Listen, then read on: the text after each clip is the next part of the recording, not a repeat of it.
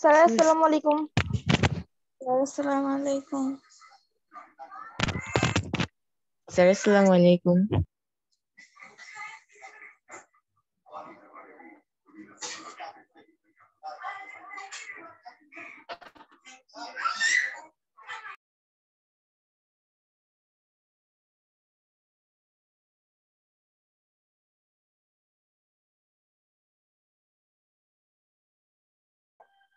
Sir আসসালামু আলাইকুম। Sir আসসালামু আলাইকুম।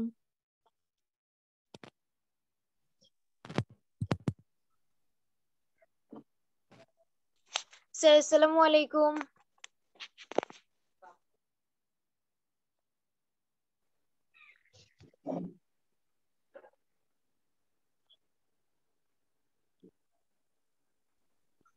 আসসালামু আলাইকুম স্যার। স্যার আসসালামু আলাইকুম। স্যার আসসালামু আলাইকুম।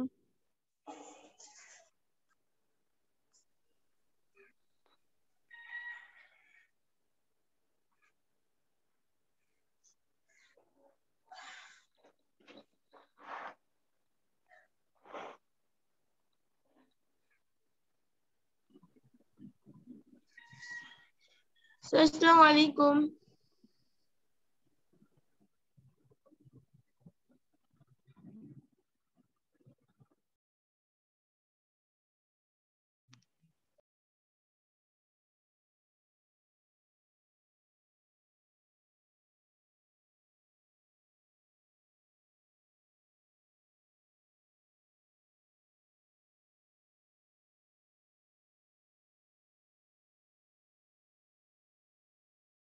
স্যার আসসালামু আলাইকুম।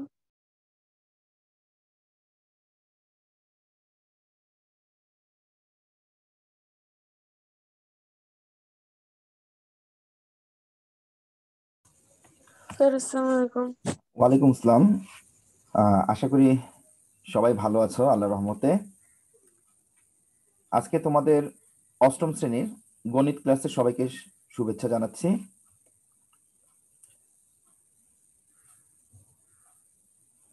ইতিপূর্বে আমরা বইয়ে যে উপপাদ্যগুলো আছে সেই উপপাদ্যগুলো অধ্যায় ৮ অর্থাৎ চতুর্ভুজ সংক্রান্ত যে উপপাদ্যগুলো আছে সেই উপপাদ্যগুলো আমরা পর্যায়ক্রমে শিখতে পেরেছি এবং সেগুলো কিভাবে করতে হয় তার ধারাবাহিক কৌশলগুলো আমরা লক্ষ্য করেছি।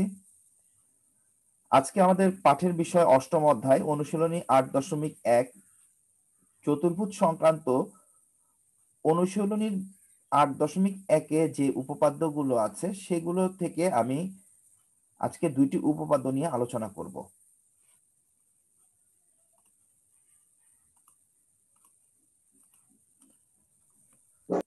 তাহলে আজকে আমাদের পাঠের বিষয় হবে চতুর্ভুজ সংক্রান্ত অনুশীলনীর যে উপপাদ্যগুলো আছে সেগুলো নিয়ে আজকে আমরা আলোচনা করব।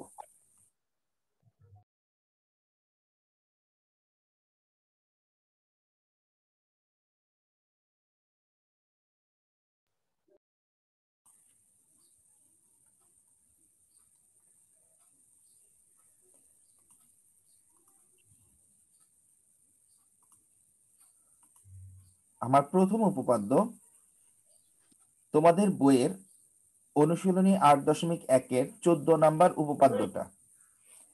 এখানে বলা আছে দেয়া আছে এবিসিডি একটি সামান্তরিকের এএম ও সিএন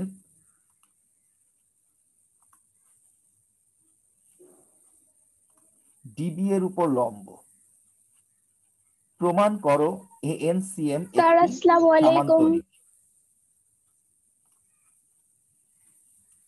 তাহলে কি বলেছে? এবিসিডি সামান্তরিকের এএম ও সিএন ডিবি এর উপর লম্ব।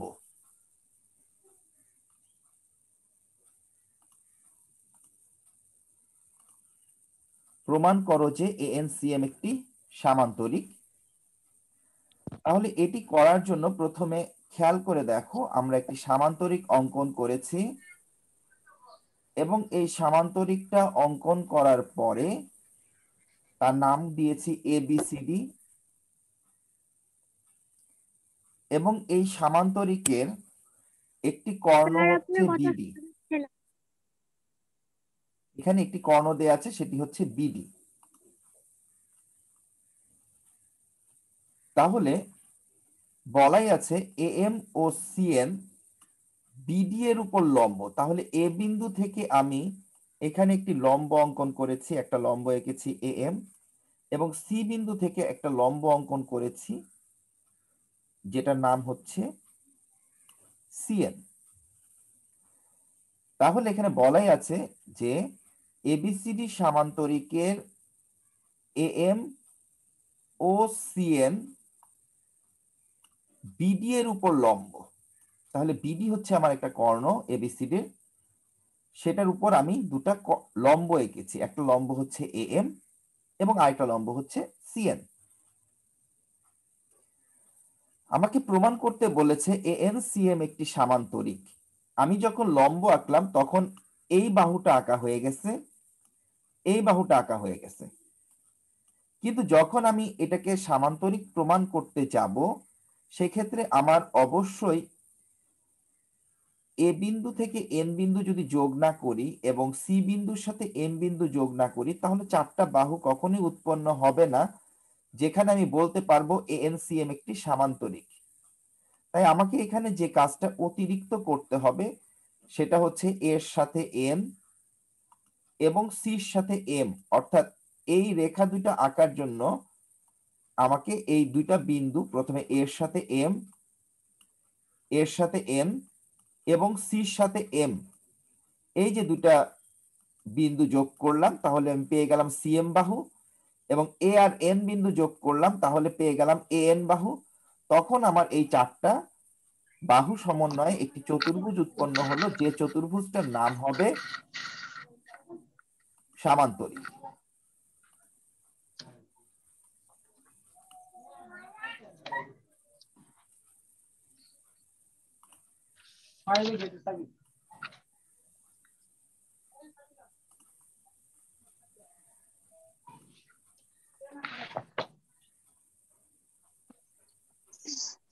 আসসালামু আলাইকুম।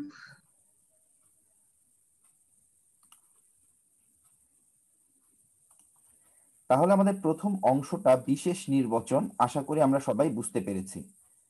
এখানে বলা আছে ABCD একটি সামান্তরিকের AM ও CN দুটো লম্ব প্রথমে এঁকেছি, এবং কার উপরে লম্ব এঁকেছি? একটা কর্ণের উপর, সেটা হচ্ছে BD কর্ণের উপর একটা লম্ব। তারপরে আমরা এর সাথে N বিন্দু এবং সির সাথে M বিন্দু যোগ করেছি, এবং যোগ করার পরে আমাদের একটি চতুর্ভুজ উৎপন্ন হলো, যে চতুর্ভুজটার নাম হলো ANCM। আমাকে প্রমাণ করতে হবে এই ANCM একটি সামান্তরিক। প্রথম বিশেষ নির্বাচনটা আশা করি সবাই বুঝতে পেরেছি। এবার আমরা মূল প্রমাণের দিকে চলে আসি।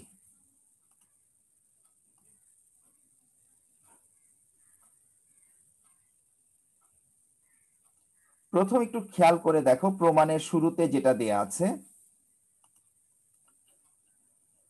কোণ AMD।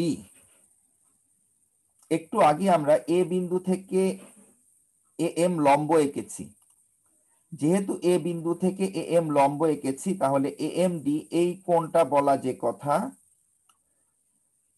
AMN বলা একই কথা, কারণ এই পাশে লম্ব একটা লম্ব আঁকা মানে তার দুই পাশের কোণই 90 ডিগ্রি হয়। অর্থাৎ কেন AMD আর AMN এই দুইটা কোণ কেন 90 ডিগ্রি হলো আশা করি বুঝতে পেরেছি। একইভাবে আমরা যদি বলি কোণ CNB এবং কোণ CNM, অর্থাৎ CNB যেহেতু CN লম্ব এঁকেছি তাহলে CNB এবং CNM এই দুইটা কোণও 90 ডিগ্রি হবে। তাহলে এই কোণ দুটো কেন 90 ডিগ্রি হবে এটা আমরা চিত্র থেকেই পেয়ে গিয়েছি, কারণ আমরা এখানে লম্ব এঁকেছিলাম AM বিডির উপরে এবং সিএনও বিডির উপরে। যখন কোনো লম্ব আঁকা হয় তখন তাদের কোণগুলো সবসময় 90 ডিগ্রি হয়। এরপর যেহেতু আমাদের প্রথমেই বলা আছে এবিসিডি একটি সামান্তরিক এবং সামান্তরিকের বিপরীত বাহুগুলো পরস্পর সমান্তরাল, তাহলে সেই ক্ষেত্রে আমরা যদি ধরে নেই এডি বাহু এবং বিসি বাহু এই দুইটা বাহু সমান্তরাল, এই এডি বাহু এবং বিসি বাহু সমান্তরাল এবং বিডি যদি তাদের ছেদক হয় তাহলে ছেদকের দুই বিপরীত পাশে উৎপন্ন কোণ অর্থাৎ এই কোণটা এবং এই কোণটাকে আমরা বলতে পারি একান্তর কোণ। অর্থাৎ একটা কোণ হবে এডিবি এবং আরেকটা কোণ হবে সিবিডি। খেয়াল করে দেখো শিক্ষার্থীরা, বিডি যদি তাদের ছেদক হয় এবং সমান্তরাল রেখা হচ্ছে এডি এবং বিসি, তাহলে ছেদকের দুই বিপরীত পাশে উৎপন্ন কোণকে আমরা বলি একান্তর কোণ এবং একান্তর কোণগুলো পরস্পর সমান, তাই এডিবি এবং সিবিডি এই দুইটা কোণ পরস্পর সমান হবে। স্যার আসসালামু আলাইকুম। আমার মনে হয় আশা করি এই পর্যন্ত আমরা বুঝতে পেরেছি যে কোণগুলো কেন সমান হবে। এবার এডিবি, এই এডিবি এই পুরোটা লিখা যে কথা, এডিবি পুরোটা লিখা যে কথা, এডিএম লিখা একই কথা। তাহলে এই এডিবির পরিবর্তে আমরা পেয়েছি এডিএম এবং এই সিবিডির পরিবর্তে পেয়েছি আমরা সিবিএন। সিবিডি এই পুরোটা না লিখে আমরা বলতে পারি সিবিএন, একই কথা, এই কোণটাই বোঝাচ্ছে। আর এডিবির পরিবর্তে আমরা বলতে পারি এডিএম, অর্থাৎ এই কোণটা বোঝাচ্ছে। আশা করি এতটুকু মনে হয় আমাদের একান্তর কোণগুলো পরস্পর সমান কেন হলো এটা আমরা এর আগেও শিখে এসেছি। দুইটা সমান্তরাল সরল রেখার ছেদকের দুই বিপরীত পাশে উৎপন্ন কোণকে বলা হয় একান্তর কোণ এবং একান্তর কোণগুলো পরস্পর সমান। এই পর্যন্ত বুঝতে কারো কোনো সমস্যা আছে কিনা? প্রথম লম্ব এবং একান্তর কোণ, এটুকু বুঝতে কারো কোনো সমস্যা আছে কিনা?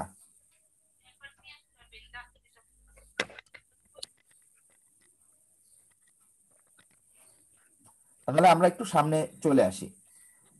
আমাদের এর পরের কন্ডিশনটা হচ্ছে আমরা এখানে দুটো ত্রিভুজ নিব। একটা ত্রিভুজ হবে এডিএম, এই যে এই পাশে ছোট একটা ত্রিভুজ, এবং এই পাশে সিবিএন, এই ছোট ত্রিভুজ দুইটা। এই দুটা ত্রিভুজ নিয়ে আমাদের কাজ করতে হবে যে এদেরকে সর্বসম প্রমাণ করতে হবে। আর যখনই আমরা এদেরকে সর্বসম প্রমাণ করতে পারবো তখন এই দুইটা ত্রিভুজের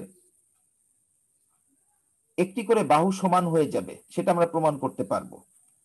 তাহলে আমরা যদি এই এডিএম এবং ত্রিভুজ সিবিএন এই দুইটা ত্রিভুজ চিন্তা করি, এই দুটা ত্রিভুজের মধ্যে লক্ষ্য করে দেখো, একটু আগে আমরা বলে দিলাম এএমডি এবং সিএনবি সমান। এটা আমরা প্রথমেই বলেছিলাম এএমডি এবং সিএনবি প্রত্যেকেই সমান। কেন? প্রত্যেকেই 90 ডিগ্রি সমান, তাই একদম প্রথমেই দেখো লেখা আছে, কারণ এক্ষেত্রে আমরা লম্ব এঁকেছিলাম। তাহলে এএমডি এবং সিএনবি প্রত্যেকে 90 ডিগ্রি, তাই এরা পরস্পর সমান। আর একটু আগে আমরা প্রমাণ করলাম দ্বিতীয় ধাপে এডিএম এবং সিবিএন সমান। এটা দ্বিতীয় ধাপে প্রমাণ করে এসেছি, এটা 2 নাম্বার ধাপে প্রমাণ করে এসেছি। আর সামান্তরিকের বিপরীত বাহুগুলো পরস্পর সমান, অর্থাৎ এডি এবং বিসি এই বাহু দুটো সমান। তাহলে দুইটা ত্রিভুজের মধ্যে দুটা কোণ এবং একটি বাহু অপর একটি ত্রিভুজের দুটি কোণ এবং অনুরূপ বাহু সমান হলে আমরা বলতে পারি ত্রিভুজ দুটা সর্বসম। তাহলে আমরা এখান থেকে বলে দিতে পারি যে এডিএম, আমাদের এই যে এখানে এডিএম এই ত্রিভুজটা নিয়েছিলাম, এবং সিবিএন এই ত্রিভুজটা নিয়েছিলাম, এরা সর্বসম হবে। কেন সর্বসম হবে? কারণ এক্ষেত্রে দুটা কোণ এবং একটা বাহু পরস্পর সমান, তাই। আর যখনই সর্বসম হয়ে যাবে আমরা বলতে পারি সেক্ষেত্রে তার অনুরূপ বাহুগুলো পরস্পর কি হয়ে যাবে? সমান হয়ে যাবে। তাহলে একটা বাহু হবে AM এবং আরেকটা বাহু হবে CN, এরা পরস্পর সমান হবে। এবং AM আর CN কিন্তু AMCN চতুর্ভুজের বিপরীত দুইটা বাহু। তাহলে আমরা এক্ষেত্রে প্রমাণ করলাম বিপরীত দুইটা বাহু পরস্পর সমান। তাহলে আমাদের এই প্রমাণটা করার সময় প্রথমেই খেয়াল রাখতে হবে যে আমরা এই প্রমাণটা করার সময় এই জিনিসটা বুঝতে পারছি কিনা, কোনটার পর কোন ধাপটা আমরা করব। তাহলে প্রথম আমাদের কাজ হবে লম্ব দিয়ে কোণগুলো সমান প্রমাণ করা। প্রথম কোণটা হচ্ছে AMD এবং পরের কোণটা হচ্ছে CNB, এরা প্রত্যেকে সমান কারণ এরা 90 ডিগ্রি। দ্বিতীয়ত আমরা ছেদক BD এবং AD ও BC সমান্তরাল দিয়ে একান্তর কোণ দুটো সমান প্রমাণ করলাম, AMD এবং CBN। এটা একান্তর কোণ দিয়ে আমরা প্রমাণ করে আসলাম। এবং AD বাহু আর BC বাহু সমান বলে ADM এবং CBN ত্রিভুজটা সর্বসম হবে। এটা কোন বাহু কোন উপপাদ্য অনুযায়ী। তাহলে আমাকে প্রত্যেকটা ধাপ মাথায় রাখতে হবে কোন ধাপের পর কোন ধাপ আসতেছে। যখন দুইটা ত্রিভুজ সর্বসম হয়ে যাবে তাদের অনুরূপ বাহু অর্থাৎ AM এবং CN সমান হয়ে যাবে। তাহলে আমাদের প্রথম কাজ এই বাহু দুটাকে সমান প্রমাণ করা। এবং কিভাবে সমান প্রমাণ করলাম? দুইটা ত্রিভুজকে সর্বসম করে। তাহলে আমাদের প্রথম যে কাজটুকু, যে AMCN একটি চতুর্ভুজ যার বিপরীত বাহু দুটা পরস্পর সমান প্রমাণ করলাম। এবং আমাকে প্রমাণ করতে হবে AMCN একটি সামান্তরিক। তাহলে এখানে আমাকে প্রমাণ করতে হবে বিপরীত বাহুগুলো পরস্পর সমান্তরাল। তাহলে এখন আমরা আমাদের পরবর্তী ধাপে যাব সমান্তরাল প্রমাণ করার জন্য। এবার শিক্ষার্থীরা একটু লক্ষ্য করো, আমাদের দ্বিতীয় প্রমাণ যে AMN এবং CNM এরা প্রত্যেকেই এক সমকোণ। একটু আগে আমরা বলেছি এটা 90 ডিগ্রি AMN এবং CNM এটাও 90 ডিগ্রি। এবং এই কোণ দুইটা পরস্পর সমান হবে কারণ প্রত্যেকেই 90 ডিগ্রি। এবং কোণ দুইটা লক্ষ্য করে দেখা যাচ্ছে এই MN যে ছেদকটা আছে এই MN ছেদকের দুই বিপরীত পাশে উৎপন্ন কোণ। সবাই একটু খেয়াল করো, এই MN ছেদকের এই কোণটা হচ্ছে ডান দিকে ধরে নিলাম, তাহলে এই কোণটা ধরে নিলাম বাম দিকে। তাহলে MN ছেদকের যদি দুই বিপরীত পাশে উৎপন্ন কোণ হয় তখন আমরা তাদেরকে বলতে পারি একান্তর কোণ। আর একান্তর কোণগুলো তখনই সমান হবে যদি তারা দুইটা সমান্তরাল সরলরেখার ছেদক দ্বারা উৎপন্ন হয়। অর্থাৎ এখানে যেহেতু আমরা বলতে পারলাম কোণ দুটা সমান এবং প্রত্যেকেই এক সমকোণ, যেহেতু কোণ দুটা সমান তাই আমি বলতে পারি এই কোণ দুটা MN ছেদক দ্বারা AM ও CN সমান্তরাল রেখার ফলে উৎপন্ন হয়েছে। তার মানে একটা CN রেখার সাথে এই MN ছেদকটা কোণ উৎপন্ন করেছে হচ্ছে CNM এবং AM রেখার সাথে MN রেখাটা কোণ উৎপন্ন করেছে AMN। এবং যেহেতু এরা পরস্পর সমান তাই একান্তর কোণের সংজ্ঞা থেকে আমরা বলতে পারি AM এবং CN সমান্তরাল হবে।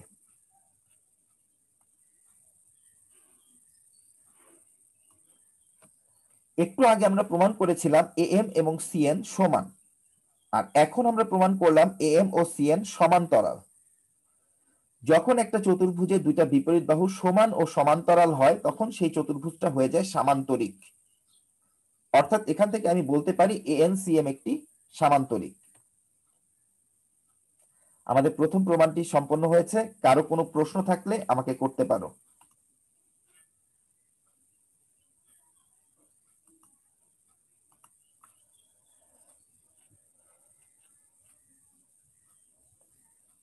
কেউ যদি না বুঝে থাকো আমাকে প্রশ্ন করো, এই শেষের অংশটা যদি কেউ বুঝতে না পারো আমাকে প্রশ্ন করতে পারো।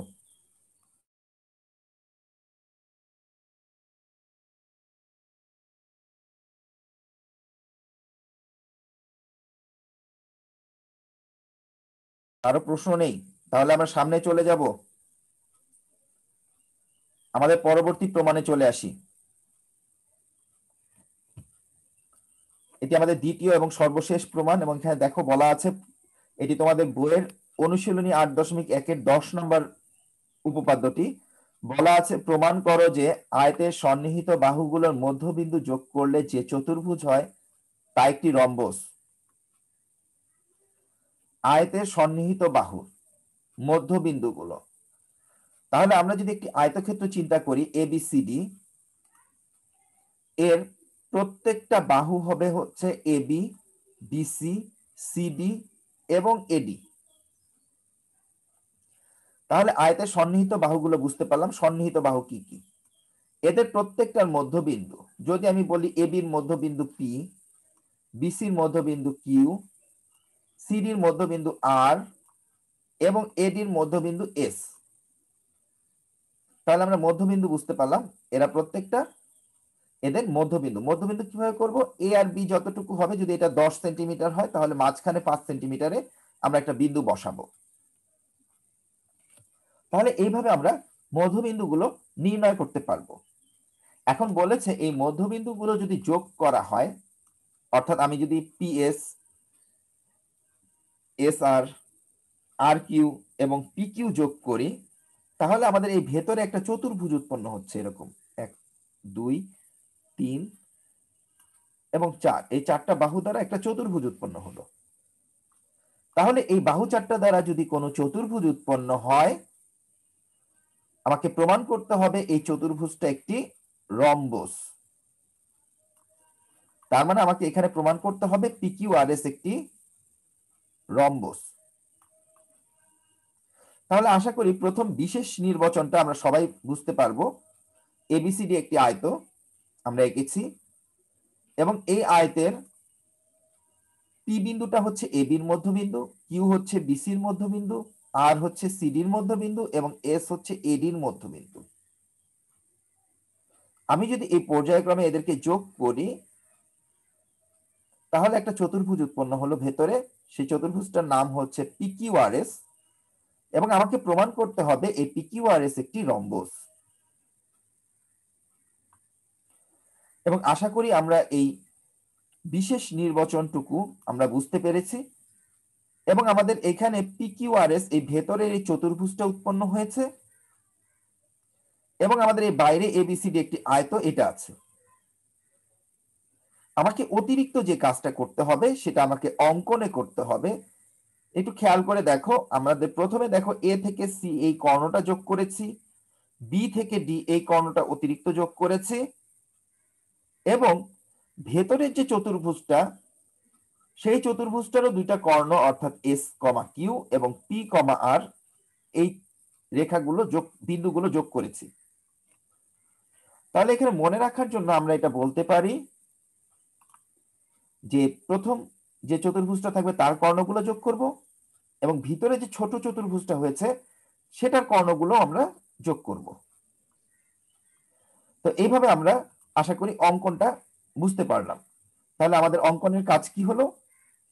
এর সাথে সি যোগ করব, বির সাথে ডি যোগ করব, পির সাথে আর যোগ করব এবং এস বিন্দুর সাথে কিউ বিন্দু যোগ করব।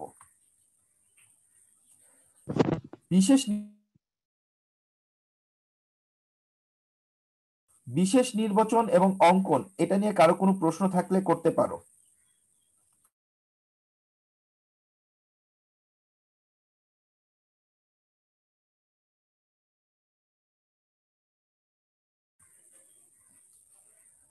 তো ঠিক আছে, আমরা তাহলে একটু সামনে আগেই। আমাকে বলেছে PQRS একটি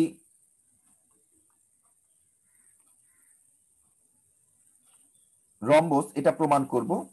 সেই প্রমাণ করার লক্ষ্যে আমাদের প্রথম কাজটা হবে,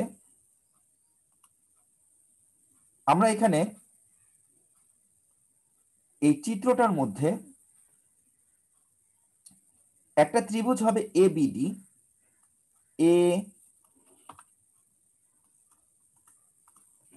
আমাদের এখানে লক্ষ্য করে দেখো, একটা ত্রিভুজ হচ্ছে এবিডি এরকম একটা ত্রিভুজ,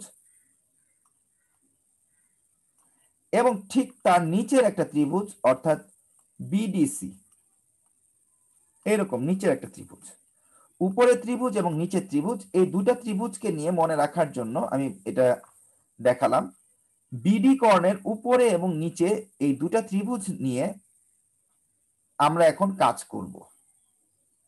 এখন লক্ষ্য করে দেখো, প্রথম যদি আমি এবিডি ত্রিভুজের চিন্তা করি, সেক্ষেত্রে পিএস, এই যে রেখাটা পিএস, এই রেখাটা পি এবং এস এর সংযোগ রেখা, এবং পি বিন্দু হচ্ছে এবি এর মধ্যবিন্দু এবং এস হচ্ছে এডি এর মধ্যবিন্দু। তাহলে এবিডি ত্রিভুজে আমি যদি বলি পি বিন্দু হচ্ছে এবি এর মধ্যবিন্দু এবং এস হচ্ছে এডি এর মধ্যবিন্দু, ত্রিভুজের যে কোনো দুটি বাহুর মধ্যবিন্দু সংযোগ রেখা অর্থাৎ এস এবং পি এর সংযোগ রেখা, দুই বাহুর মধ্যবিন্দু সংযোগ রেখা এই এবিডি ত্রিভুজের ক্ষেত্রে, তৃতীয় বাহু হচ্ছে বিডি, এর সমান্তরাল এবং দৈর্ঘ্য হবে তার অর্ধেক। অনেকটা এরকম হবে, আমি যদি এটাকে পি বিন্দু ধরি এবং এটা যদি এস হয়, তাহলে এই যে পিএস যে রেখাটা পাবো সেটা এই বি এবং ডি এইটার সমান্তরাল হবে এবং দৈর্ঘ্য হবে তার অর্ধেক। তার মানে পিএস এবং বিডি সমান্তরাল এবং দৈর্ঘ্যে তার অর্ধেকের সমান। অনুরূপভাবে আমরা যদি নিচের ত্রিভুজটা নিয়ে চিন্তা করি বিডিসি, একইভাবে আমরা বলতে পারবো কিউ এবং আর এরা হচ্ছে বিসি এবং সিডির মধ্যবিন্দু। যেহেতু কিউ বিন্দু বিসির মধ্যবিন্দু এবং আর বিন্দু সিডির মধ্যবিন্দু, তাহলে এই কিউ আর রেখাটাও বিডির সমান্তরাল এবং দৈর্ঘ্যে তার অর্ধেক। তাহলে এখান থেকে আমরা দুটা সিদ্ধান্তে চলে আসতে পারি। প্রথম সিদ্ধান্তটা হচ্ছে পিএস, যেটা একটু আগে আমি বললাম, বিডির সমান্তরাল এবং অর্ধেক, এবং একইভাবে কিউআর এটাও বিডির সমান্তরাল এবং অর্ধেক।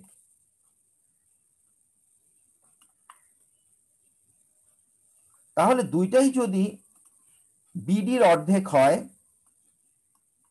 তাহলে আমি এই দুটাকে কম্পেয়ার করলে বলতে পারছি পিএস এবং কিউআর সমান।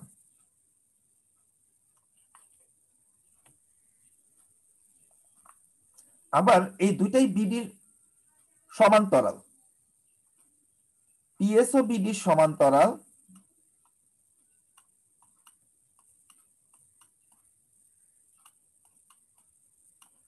পিএস বিডির সমান্তরাল, আবার কিউআর এটাও বিডির সমান্তরাল। যখন দুইটাই বিডির সমান্তরাল হয়, তখন আমি বলতে পারবো পিএস এবং কিউআর তারা পরস্পর সমান্তরাল, যেটা আমাদের এখানে দ্বিতীয়তে আমরা লিখেছি। তাহলে আমাদের এখানে প্রথম কাজ, এই বিপরীত দুইটা ত্রিভুজ নিয়ে ত্রিভুজের মধ্যবিন্দু সংযোগ সরলরেখা তৃতীয় বাহুর সমান্তরাল এবং দৈর্ঘ্যে তার অর্ধেক, এই কন্ডিশন দিয়ে আমরা প্রথম প্রমাণ করলাম পিএস বিডি সমান্তরাল এবং অর্ধেক। আবার প্রমাণ করলাম পরের ত্রিভুজে আমরা প্রমাণ করলাম কিউআর বিডি সমান্তরাল এবং তার অর্ধেক। এই দুইটাকে কম্বাইন করলে আমরা পাচ্ছি পিএস এবং কিউআর সমান এবং পিএস এবং কিউআর সমান্তরাল।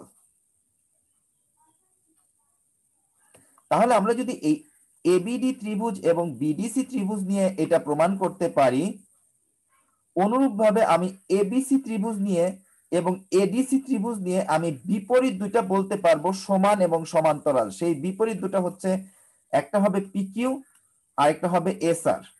কারণ সেক্ষেত্রে ত্রিভুজ হয়ে যাবে উপরেরটা অর্থাৎ এবিসি এবং নিচের ত্রিভুজ অর্থাৎ এডিসি। উপরেরটা এবং নিচেরটা এই দুইটা নিয়ে আমি আবার প্রমাণ করতে পারবো পিকিউ এবং এসআর পরস্পর সমান এবং সমান্তরাল। তাহলে এখান থেকে আমরা দুটা সিদ্ধান্তে চলে আসতে পারি। সিদ্ধান্ত দুটো হচ্ছে বিপরীত বাহু দুটা পরস্পর সমান এবং সমান্তরাল। এবার আমরা আমাদের পরবর্তী ধাপে চলে যাব। এখন আমরা পাশাপাশি দুটা ত্রিভুজ নিয়ে চিন্তা করব। তাহলে প্রথম আমরা চিন্তা করেছিলাম বিপরীত দুইটা ত্রিভুজ নিয়ে, একবার এবিডি এবং একবার বিডিসি নিয়ে, অথবা এস এবিসি এবং এডিসি নিয়ে, বিপরীত দুইটা নিয়ে। এখন আমরা চিন্তা করব পাশাপাশি দুইটা ত্রিভুজ নিয়ে। তাই পাশাপাশি দুইটা ত্রিভুজ যদি আমি চিন্তা করি, একটা ত্রিভুজ হবে এপিএস, এখানে ছোট যে ত্রিভুজটা আছে এই দুটা ত্রিভুজ, এবং আরেকটা ত্রিভুজ হবে বিপিকিউ। আমরা এই দুইটা ত্রিভুজকে যদি আমরা সর্বসম প্রমাণ করতে পারি, তাহলে আমি বলতে পারবো তাদের এই পিএস বাহু এবং পিকিউ বাহু সমান, অর্থাৎ পাশাপাশি দুইটা বাহু সমান। এতক্ষণ আমরা প্রমাণ করেছিলাম বিপরীত দুইটা বাহু সমান, এই দুইটা বাহু সমান। এখন আমি যদি পাশাপাশি এই দুইটা বাহু সমান প্রমাণ করতে পারি, তাহলে আমি বলতে পারবো এই চারটা বাহুই সমান।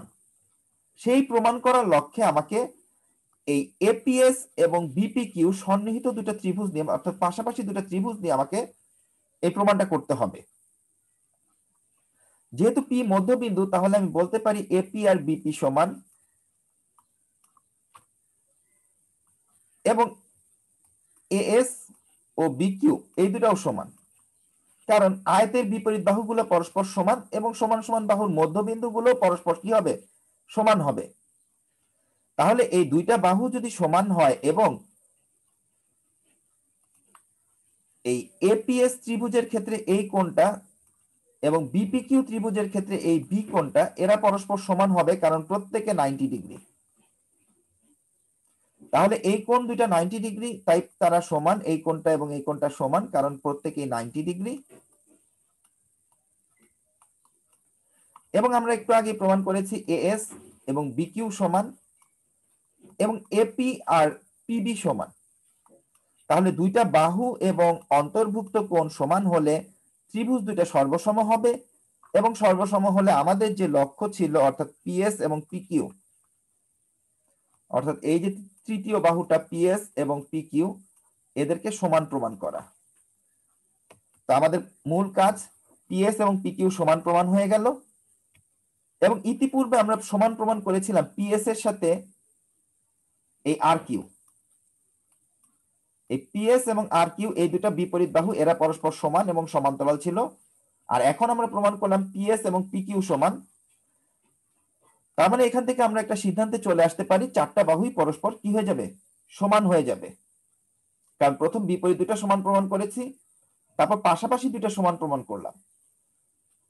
যখন চারটা বাহুই পরস্পর সমান হয়ে যাবে, তখন পিকিউআরএস চতুর্ভুজটা হয়ে যাবে একটি রম্বস।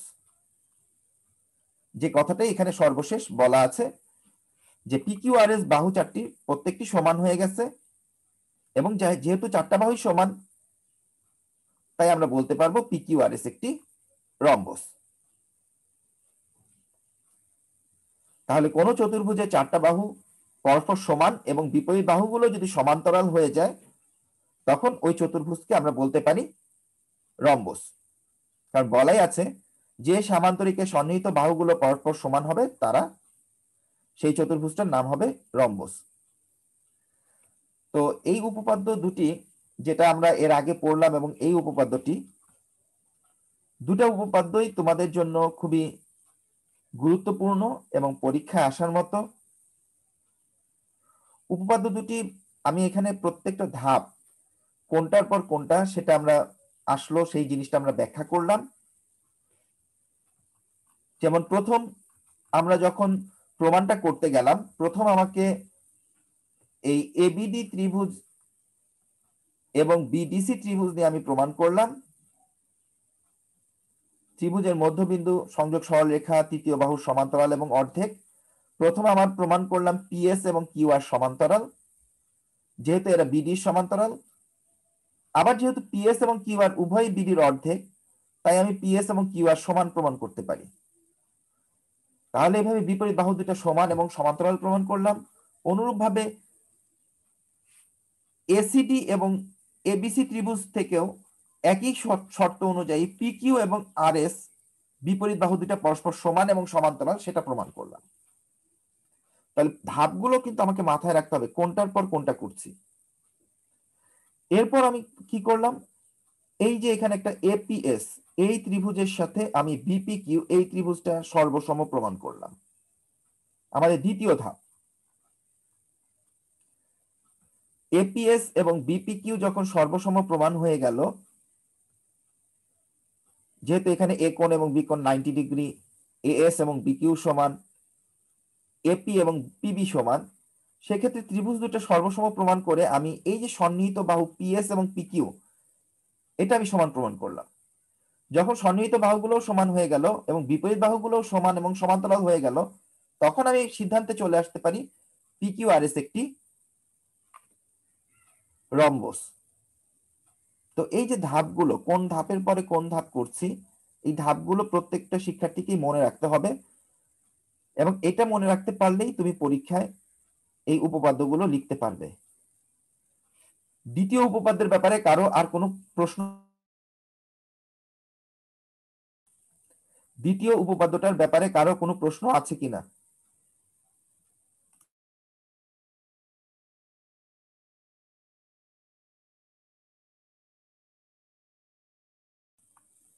প্রত্যেকে কি বুঝতে পেরেছো? জি স্যার। Yes sir. আমার এখানে টোটাল উপস্থিত দেখছি আমি আছো 56 জন আজকে, 56। তো তোমাদের সকলের উদ্দেশ্যে একটু বলছি, উপপাদ্যগুলো বাসায় একটু পড়ে লিখতে হবে। আমি বারবারই এই কথাটা বলি, তুমি যদি উপপাদ্যগুলো না লিখো বা ধাপগুলো মনে রাখতে না পারো, তাহলে পরীক্ষায় যদি এই উপপাদ্যগুলোই আসে তুমি লিখতে পারবে না। কাজেই ভালোভাবে পড়বে এবং উপপাদ্যগুলো চিত্র এঁকে, চিত্র দেখে দেখে ব্যাখ্যা দেওয়ার চিন্তা করবে, কিভাবে একটা প্রমাণ আসতেছে বা প্রমাণটা আমি কিভাবে করতে পারছি। এবং সর্বশেষ একবার সাধারণ নির্বাচনটা লিখে, কোনো কিছু সাহায্য ছাড়া, বই এবং তুমি কোথাও যদি লিখে থাকো সেটা সাহায্য ছাড়া একবার করে তুমি খাতায় উপপাদ্যটি লিখে ফেলবে। তো আজকের মতো সময় প্রায় শেষ, আর 1 মিনিটের মতো আছে। তো তোমাদের আর কারো কোনো কিছু কি বলার আছে? কারো কোনো কিছু এই উপপাদ্য বিষয়ে কারো কোনো কিছু জিজ্ঞেস করার আছে? থাকলে করতে পারো।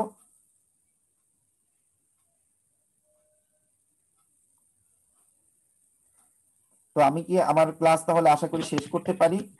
সবাই ভালো থাকো। স্যার আপনি হ্যাঁ, কেউ হ্যালো প্রশ্ন করছে? হ্যাঁ বলো। স্যার কোনো হোমওয়ার্ক নেই? উপপাদ্যগুলো বাসায় লিখবা। আসলে উপপাদ্যের হোমওয়ার্ক দেওয়াটা খুব কঠিন। আমি যে উপপাদ্যগুলো পড়াবো সেই উপপাদ্যগুলো বাসায় লিখে ফেলবা এবং প্রত্যেকটা উপপাদ্যই লিখে ফেলবা খাতার মধ্যে, ঠিক আছে? যে জি প্রশ্ন স্যার। করেছো আশা করি বুঝতে পেরেছো। তো ঠিক আছে, জি সবাই ভালো থাকো। আজকের মতো